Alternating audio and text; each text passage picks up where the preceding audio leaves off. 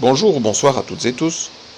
Hier, je vous ai annoncé que j'étais en Thaïlande, que j'écrivais mon nouveau bouquin, et que je cherchais de nouveaux bénévoles pour continuer le projet d'encyclopédie holistique. Je vais ici très rapidement montrer en quoi consiste le projet et surtout comment vous pouvez nous aider. Avant, je disais m'aider, mais maintenant, c'est un projet de plus de 10 personnes,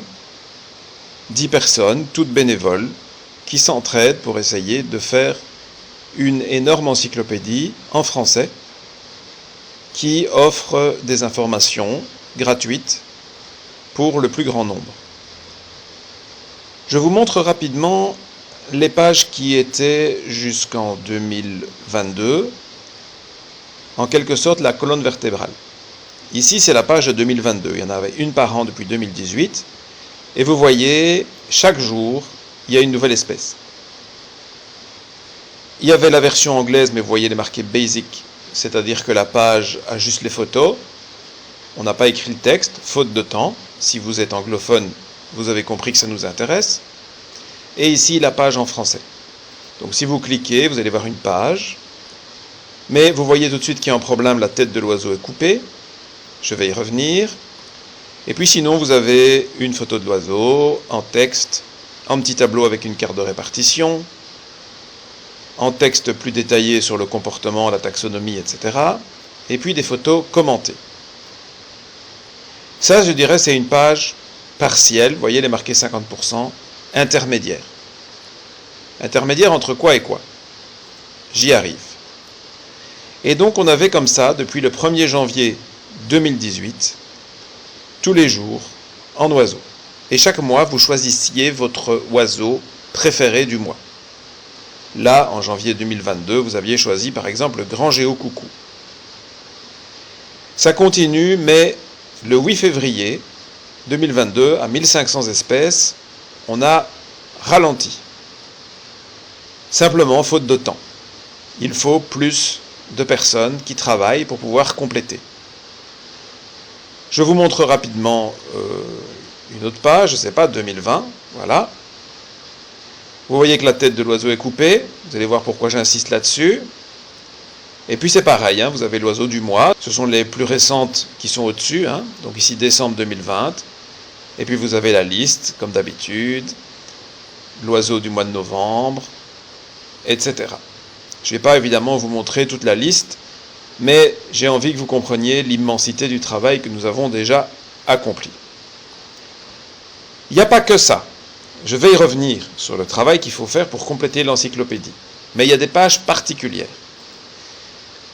Pour faire vivre le projet, idéalement, j'aurais voulu ne pas avoir besoin de dons des particuliers, mais malheureusement, nous en avons besoin. Heureusement, il y a plusieurs personnes qui nous aident.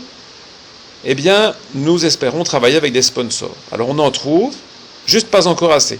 Mais plus on aura de pages et moins il manquera d'espèces dans la liste, plus nous aurons des sponsors. Hormis le fait que là aussi c'est coupé, vous voyez le logo n'est pas en entier, c'est une page qui présente en lieu. En l'occurrence l'hôtel Toliman au Guatemala. Alors là vous avez des paysages, des milieux, les jardins bio, des arbres spectaculaires, évidemment des oiseaux.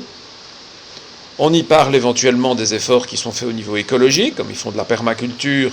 C'est très bon pour la biodiversité, les papillons comme ici. De la nourriture, quand c'est de la nourriture bio, les déchets, enfin tout ça est abordé. La gastronomie. De temps en temps, je me montre aussi, pour montrer que j'étais sur place. Voilà. Donc ça, ce sont des pages sponsorisées. Ces pages sponsorisées ouvrent vers des pages également, des pages d'oiseaux. Ici, vous voyez, il y a une dizaine d'espèces pour l'hôtel Toliman. Et si je clique sur le pic maculé, à part que la tête est coupée et que le logo est coupé, eh bien, vous voyez, on a une page habituelle, l'introduction, le tableau, mais il y a un texte en vert que j'écris pour présenter l'espèce par rapport au sponsor. En l'occurrence, un oiseau de leur jardin. Donc, évidemment, c'est intéressant. Le lien, bien sûr, vers le site internet du sponsor, et puis les informations habituelles de comportement, taxonomie, etc.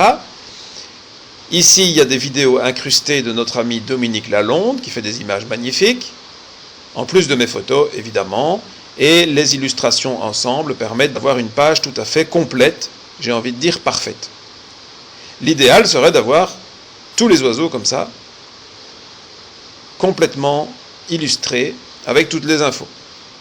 Voilà, j'ai marqué page idéale. Maintenant, on peut toujours imaginer faire un peu plus. On peut imaginer l'étymologie du nom français, du nom scientifique, voire de tous les noms dans les différentes langues qui sont mises là. Ça pourrait se faire, si certains sont motivés. Mais là, pour l'instant, on ne cherche pas à rajouter des informations, on cherche à continuer à faire des fiches comme ça. Alors, quel est le problème?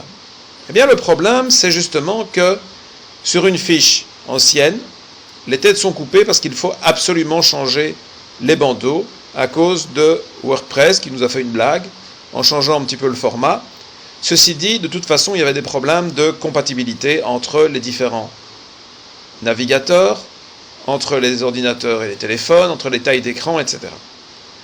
Sachant ça, on a trouvé une solution. C'est Marinella, ma compagne, et une des principales rédactrices du site qui a trouvé. Elle fait comme ceci, vous voyez, c'est beaucoup plus moderne. On répète plusieurs fois la même image. Le but, c'est qu'évidemment tout le monde la voit, que ce soit sur téléphone, ordinateur, etc.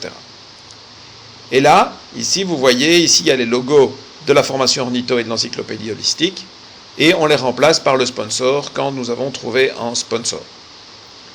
Il y a d'autres problèmes. Les anciennes pages n'ont pas le tableau avec la carte. Il faut les faire. Nous avons déjà une bénévole qui en fait beaucoup. Mais il y en a beaucoup à faire. Plus de 1000.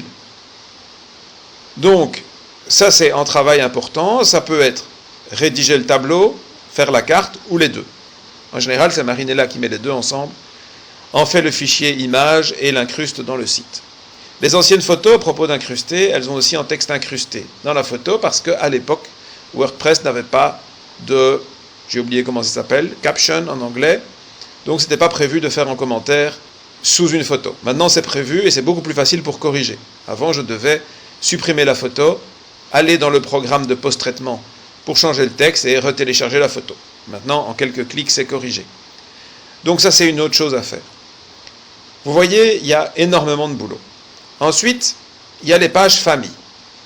C'est-à-dire que on peut retrouver, bien sûr il faudra changer aussi les bannières, les bandeaux des pages famille, mais on peut retrouver les espèces avec le moteur de recherche, avec la liste quotidienne, mais la liste quotidienne, pour ceux qui suivent tous les jours, c'est amusant, mais c'est pas pratique pour retrouver un oiseau. Le plus facile, c'est les pages famille. Ici, vous avez la page de tous les guêpiers du monde. On vous dit qu'il y a 3 genres, 31 espèces dans le monde, 17 espèces qui ont leur fiche. Vous avez la carte de répartition de la famille, donc voici les régions où il y a des guêpiers dans le monde.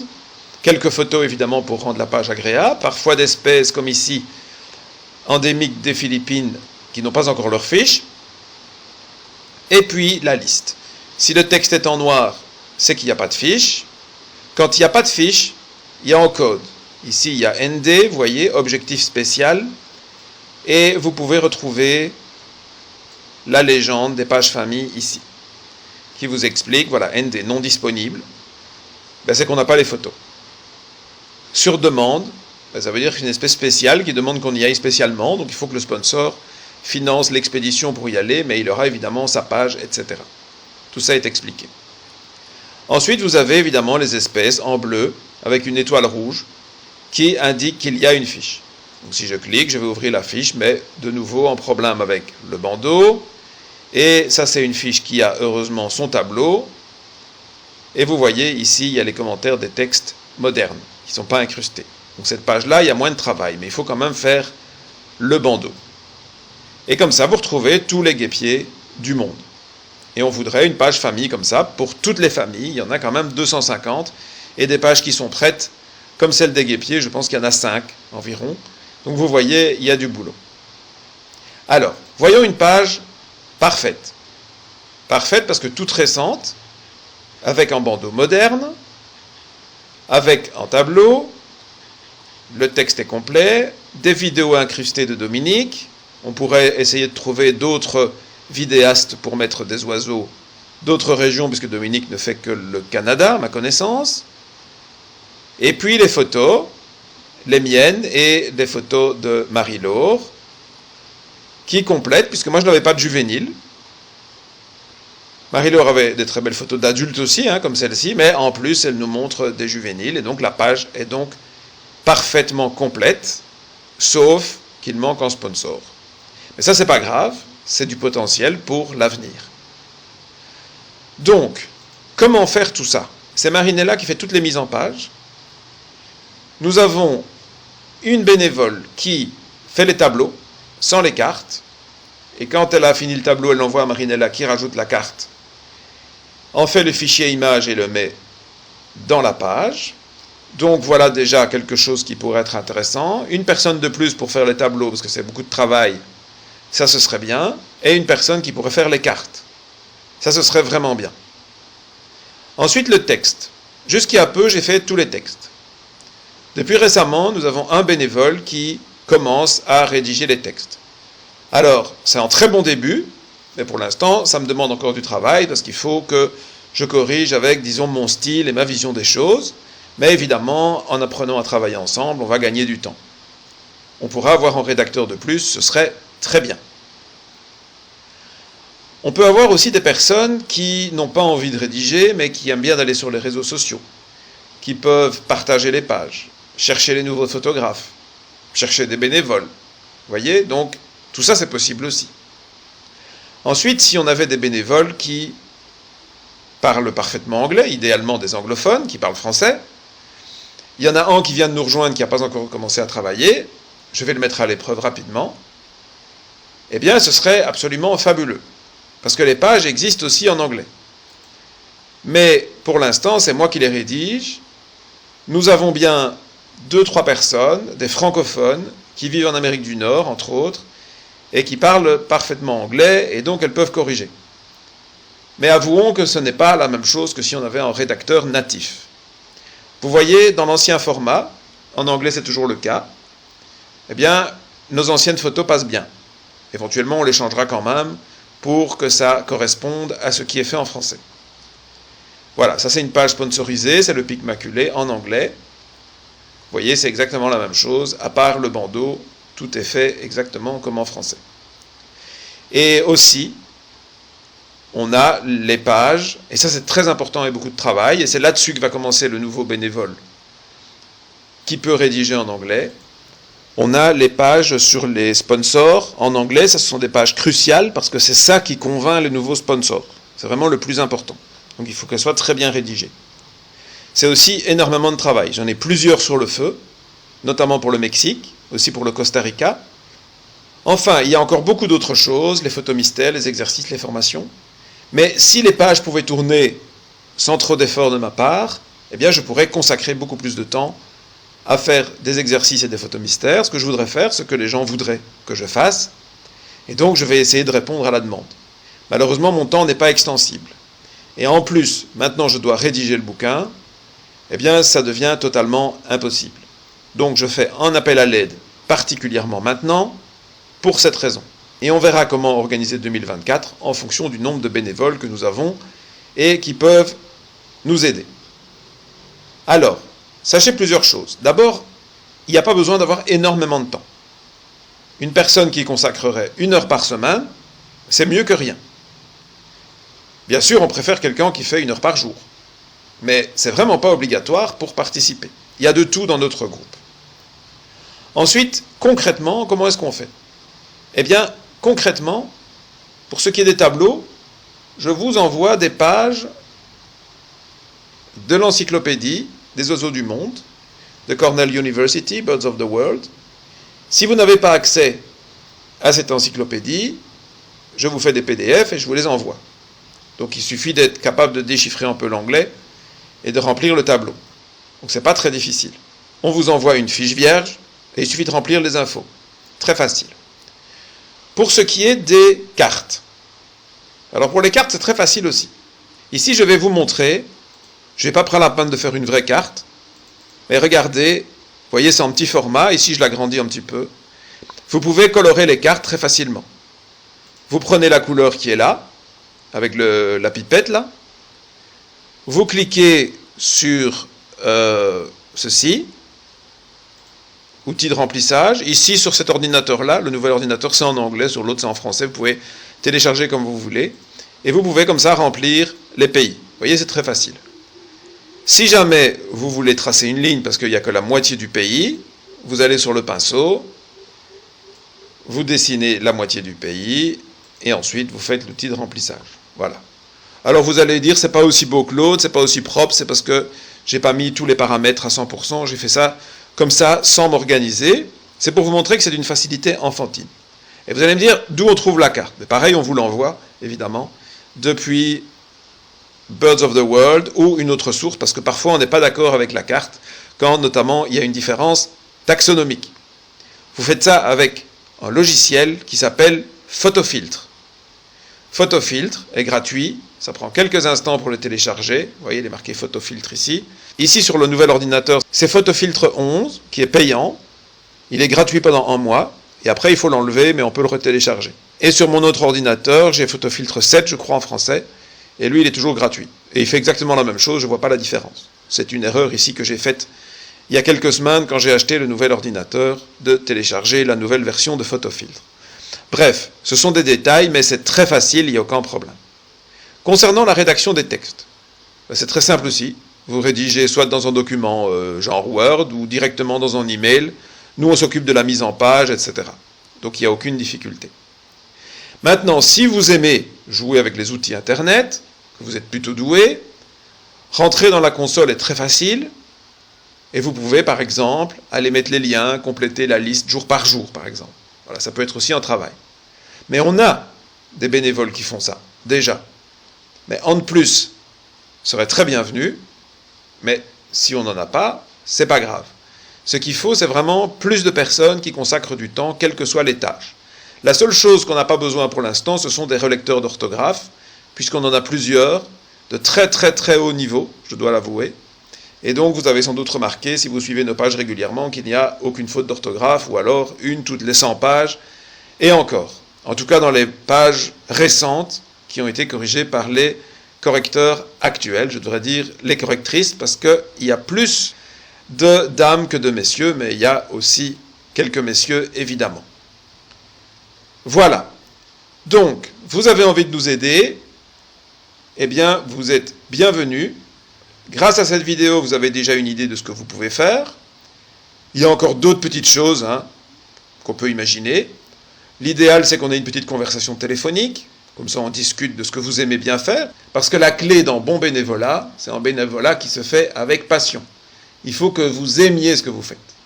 Si c'est une corvée, il faut arrêter. Je le dis toujours à tous mes bénévoles. Tant que ça vous plaît, faites-le. Mais le jour où vous en avez marre, arrêtez. Vous voulez faire autre chose, dites-le. Et si vous avez l'impression qu'il y a trop de travail, vous faites moins. Pas de problème. Il n'y a pas de pression. Simplement, si on voit que le travail prend du retard, on essaiera d'avoir d'autres bénévoles si l'équipe actuelle n'est pas suffisante. Là, si j'avais 5 personnes de plus pour 2024, ce serait le top. 2024 dépendra aussi, comme vous le savez, du budget, des donateurs. Il y a pour l'instant 13 donateurs mensuels. On arrive à un peu plus de 100 € par mois. C'est bien, mais ce n'est pas suffisant. Maintenant, s'il y a plus de bénévoles, ça me dégage du temps, je peux écrire plus de livres, on espère que les livres vont bien se vendre, et donc il y aura moins de soucis financiers. Et puis, plus tard, quand on sera installé au Mexique avec Marinella, puisque c'est le but, vous le savez, alors on commencera à ouvrir des voyages pour des groupes, on va ouvrir un restaurant végétalien, c'est le but, c'est ce que Marinella veut faire, et à ce moment-là, le projet va continuer. Mais on pourra faire le contraire. Si on a des activités qui fonctionnent, rentables au Mexique, on pourra inviter nos chers bénévoles qui nous ont aidés, qui pourront avoir soit des prix intéressants, voire des voyages gratuits, selon les efforts qu'ils ont faits pour nous, en espérant évidemment que ça leur donne envie d'autant plus de continuer sur du long terme. Je rappelle un petit calcul que j'ai fait plusieurs fois. Le projet, je l'ai déjà présenté en long et en large il y a plus de 2 ans quand j'étais en Turquie. C'est même 3 ans maintenant. Vous pouvez toujours aller revoir, maintenant c'est un peu dépassé, un peu vieux. C'est pas des vidéos de grande qualité, mais enfin bon. J'avais fait une petite playlist. L'encyclopédie holistique arrive à 1000 espèces. Et donc, si on veut comme ça couvrir tous les oiseaux, si on arrive à en faire un par jour, il faut environ 30 ans. Bon, on en fait environ 5 ans, on a environ 2000 espèces, Donc, ce n'est plus 30 ans si on arrive à faire une espèce par jour. Enfin, vous voyez qu'il y a du potentiel pour un très long projet, qui aura beaucoup de rebondissements, et à mon avis, il y aura beaucoup de choses très passionnantes, très intéressantes qui s'annoncent. Et faire partie de ce projet, ça vous permet d'apprendre beaucoup de choses en faisant le travail. Je suis évidemment disponible pour les bénévoles, donc les bénévoles en profitent parfois certains pour me poser des questions ornithologiques, auxquelles je ne réponds pas à d'autres parce que je n'ai pas le temps de m'occuper de tout le monde personnellement, mais les bénévoles c'est différent, ils ont traitement de faveur, c'est tout à fait assumé.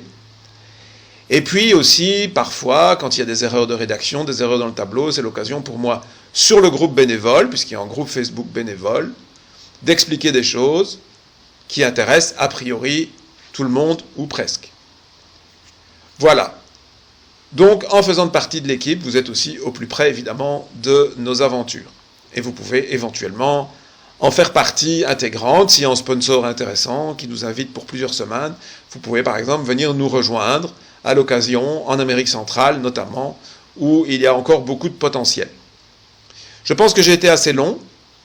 Si vous avez des questions, si vous avez envie de participer, n'hésitez pas, vous me contactez. Le plus facile, c'est par Facebook Messenger. Vous pouvez utiliser Skype, vous pouvez utiliser mon email, etc. Posez-moi vos questions. Si vous voulez utiliser un autre moyen, WhatsApp, peu importe, on peut toujours communiquer très facilement. Je vous dis donc merci. Merci aux bénévoles actuels, merci aux futurs bénévoles, merci aux donateurs ou sponsors, et sponsors en fait, je devrais dire. Et à très bientôt, j'ai encore d'autres vidéos qui arrivent.